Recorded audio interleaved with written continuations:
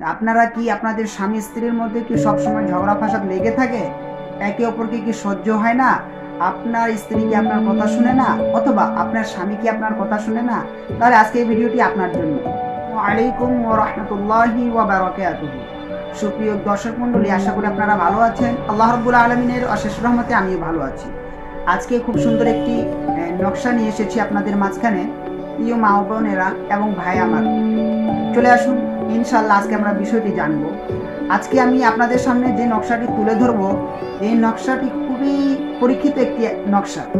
এই নকশাটি কিভাবে কি করতে হবে আজকে আমি আলোচনা সম্পূর্ণ বলবো, তা ধৈর্য সহকারে আমার ভিডিওটি সম্পূর্ণ দেখবেন।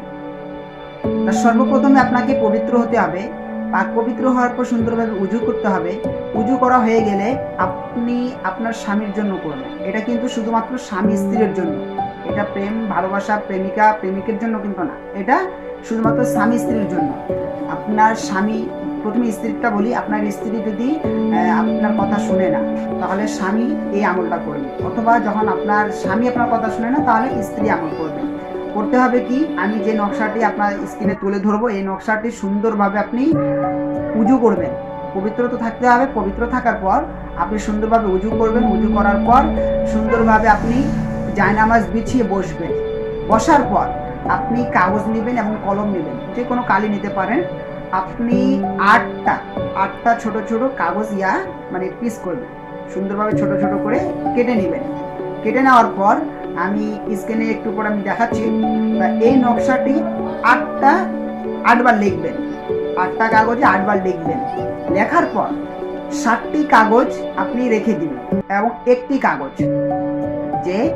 কাগজ বাঁচবে, ওই একটি কাগজটা আপনি মাদুলি নেবেন। ওই তাবিজের কাভার হয় যে, এই কাভারটা নেবেন। এই কাভার নেওয়ার পর একটি তাবিজটি আপনি ওই কাভারে ভর্তি করে মন দ্বারা পূরণ করে ভর্তি করে দিবেন।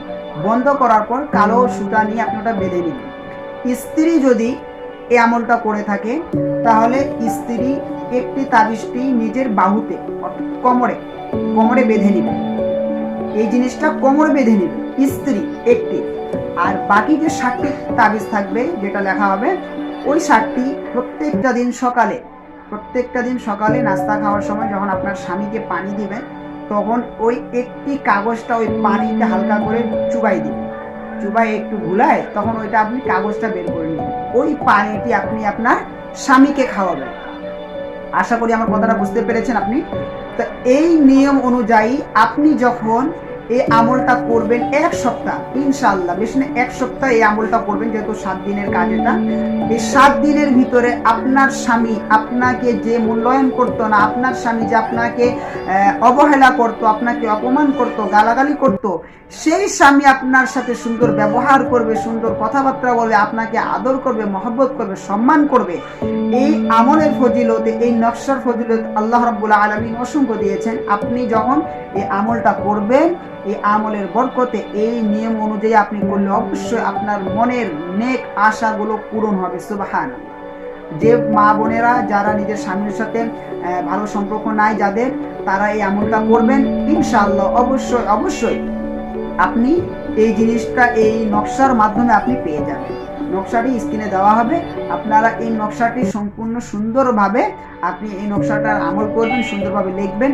ইনশাআল্লাহ আপনি এই নকশার মাধ্যমে আপনি অনেক উপকার লাভ করবেন। আজকের জন্য এই পর্যন্ত। ইনশাআল্লাহ সুন্দর সুন্দর ভিডিও আপনাদের কাছে নিয়ে আসতে পারি। আমার জন্য দোয়া করবেন, আমার পরিবারের জন্য দোয়া করবেন। আসসালামু আলাইকুম।